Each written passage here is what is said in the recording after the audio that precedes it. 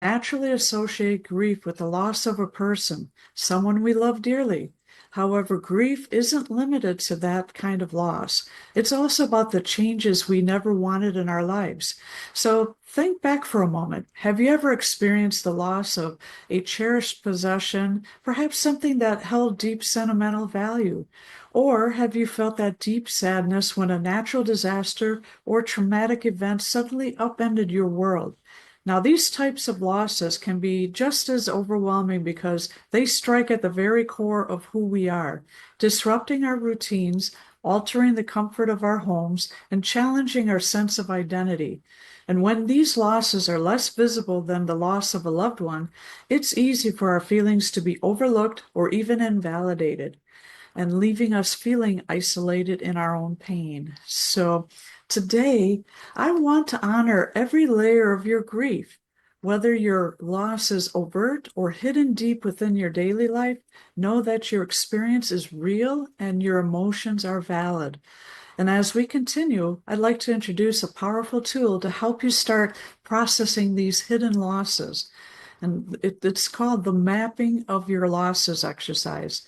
Now, this exercise is designed to guide you in recognizing and understanding the grief that comes from unexpected changes so you can begin healing from every wound, even those that aren't immediately visible. So let's open this conversation together by embracing every part of our journey toward healing and self understanding. And we're going to start by diving deeper into the idea of recognizing hidden losses. See, grief isn't only about the loss of a loved one, it can also be a response to any significant change in our lives. Imagine your life as a rich, detailed tapestry. Every thread in that tapestry represents an essential part of your identity, your home, your daily routines, the familiar environment where you feel safe. Now, picture what happens when one of these threads is unexpectedly pulled out. Even if it seems small, that missing thread can change the entire picture, altering the pattern, the color, and the integrity of the whole design. So, this is what hidden losses feel like. They might not be as obvious as the loss of a person, but they are equally powerful in their impact on who we are and how we feel. So, take a moment to reflect. Ask yourself, what changes have disrupted my life recently? What parts of my daily routine or aspects of my familiar world do I find myself missing? Even if they seem ordinary to others, this could be changes like losing a cherished routine, the absence of a small comfort that once brightened your day, or even the disruption of a space that made you feel at home. I'd really love to see your thoughts in the comments. So go ahead and share what's one non-obvious loss you've experienced, something that might not immediately come to mind as a traditional loss, yet has deeply affected your life. And sharing these insights can help not only you recognize your own grief, but also offer comfort to someone else who might be feeling the same way. Now, I'd like to share a personal story that truly illustrates the depth of hidden grief experienced during one of the most challenging periods of my life. After enduring years of trauma and consistently receiving outstanding performance reviews at my job, I suddenly found myself facing an imminent job loss, a situation that forced me to make an incredibly difficult decision. I needed to keep my medical insurance, which was absolutely critical for managing my chronic, debilitating health conditions. And this decision meant accepting severe financial losses. I lost nearly half of my annuity for the rest of my life, and I also had to tap into my retirement savings, creating an additional financial hardship just to maintain my coverage and secure my immediate health needs. And at the same time, I was facing something incredibly personal. And despite my doctor's advice, rooted in my own significant medical challenges, I felt deeply called to help my father by donating my kidney to him. And after a long period of tests and evaluations, I learned that I medically couldn't be a donor, and that realization was devastating. I held on to the hope of saving him, and when I couldn't, I felt like I failed him. And then came the unimaginable loss of my father's passing, and our entire family was plunged into tremendous grief. each of us struggling in our own ways to make sense of the overwhelming pain. I was already grappling with my own hardships, and this loss magnified everything I was feeling: the uncertainty, the loneliness, and the deep ache of trying to find my place again. Now, these compounded challenges led me to leave the home I had long considered my sanctuary.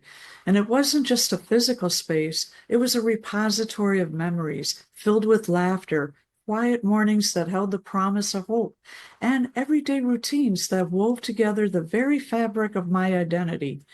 I cherished every small moment there, from brewing a cup of coffee in the familiar kitchen to taking a leisurely stroll along the boardwalk in Chesapeake Beach, Maryland, along the Chesapeake Bay with my beloved dogs, Rudy and Frankie, who are now gone. Although I didn't lose a person in the traditional sense during that time, the impact of leaving that home was significant, especially given the experiences that led up to it. It wasn't merely about stepping away from a building, it was about leaving behind a part of myself, a reservoir of comfort, a sense of safety, and an irreplaceable feeling of belonging. And then through these experiences, I learned that grief isn't always about the loss of a person. It can be layered and multifaceted, with the sorrow of losing meaningful parts of our lives running just as deep as any other form of grief.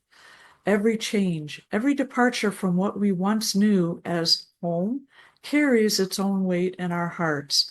This personal journey taught me the importance of honoring all forms of loss, no matter how hidden they might seem. And by acknowledging these layers of grief, we allow ourselves the space to heal and grow. Now, let's shift our focus to something that's absolutely essential in our healing journey, and that's called validation. See, validation means recognizing and honoring all of your feelings, no matter their size or source. It's so important to acknowledge that every bit of grief you feel is valid, whether it stems from a major life-altering loss or from a series of smaller, seemingly insignificant changes that have gradually reshaped your world. See, sometimes we may feel that our sadness is less important because it isn't tied to the loss of a person, but I want to remind you, your feelings are real and they matter deeply. In the Mapping Your Losses exercise, I invite you to list everything you feel you've lost, even those losses that seem ordinary or mundane on the surface. The purpose of this exercise isn't to dwell on the pain or to keep you stuck in what's been lost. It's about taking the time to recognize and honor every part of your journey. When you write down your losses, you're affirming that each change has impacted you, and that acknowledgement is a key step toward healing. So let's pause here together. How do you validate your own feelings? Is there a personal ritual or routine that you use to acknowledge your grief? Perhaps a quiet moment with a cup of tea, a reflective walk, or even journaling about your day. Now, I invite you to share your thoughts or any practices that help you honor your emotions in the comments. And your experiences might just inspire someone else in our community to find their own way of validating what they're going through.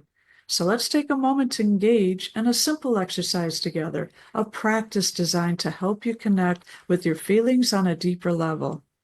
So I'm excited to introduce you to the Mapping Your Losses exercise.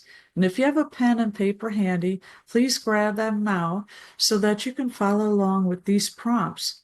And if not, feel free to return later to this video when you're ready to do the exercise. Now, I invite you to think about one significant change in your life, something that you might not typically label as a loss, yet it has had a meaningful impact on you. And this might be something like the disappearance of a comforting daily routine, the end of a job that once provided stability, or even the loss of that essential sense of safety you once knew. Now take a moment to reflect, write down this change, and then next to it, you're going to jot down a few words about how it has affected you emotionally. And notice any feelings that arise, whether it's sadness, confusion, or even a mix of emotions. See, the goal is to simply acknowledge that these shifts, however subtle, have touched your life in a significant way. Wonderful. So give yourself, a good minute or so to do this on your own, and then use this time to focus inwardly and really allow yourself to be present with your emotions. And as you finish up, consider how that exercise made you feel. Sometimes just putting your thoughts and feelings on paper can help you see that your grief is real, tangible, and a natural response to change. Now, remember, you're not alone in this journey, and every step you take toward understanding your grief is a step toward healing. Now, I want to share a healing strategy that has truly helped me and many others navigate our grief. It's a ritual of remembrance, and this ritual is about taking a moment to honor what you've lost, whether it's a tangible item, a cherished routine, a feeling of safety. It could be any of those. And it can be as simple as lighting a candle for each loss or writing a personal letter that both acknowledges what's been lost and celebrates what you still have. And then let me share a personal example. So for a week, every evening, I would dedicate just a few minutes to lighting a candle and reflecting on one hidden loss from my life. And as I watched the flame flicker, I allowed myself to feel the sadness, the gratitude, and the gentle acceptance that came with that loss. Over time, this ritual became a quiet yet powerful way of saying, I see you. I acknowledge your importance in my life. And it helped me validate my feelings and remind myself that every change, no matter how small or overlooked, deserves recognition. Now, I invite you to try this ritual as well. So tonight, after our live session ends, after you watch this live session, then consider lighting a candle, spending a few quiet moments to honor one change or loss you've expected, and then allow yourself to fully feel that moment of remembrance, letting that light guide you toward healing. What might that ritual look like for you? Maybe it's lighting a candle or writing a journal or even simply sitting silent for a few minutes. I'd love to hear your ideas or any rituals you've already been practicing. Please feel free to share in the comments below. So, as we come to the end of our time here together today, I want to sincerely thank you for your opening your hearts and being a part of this important conversation.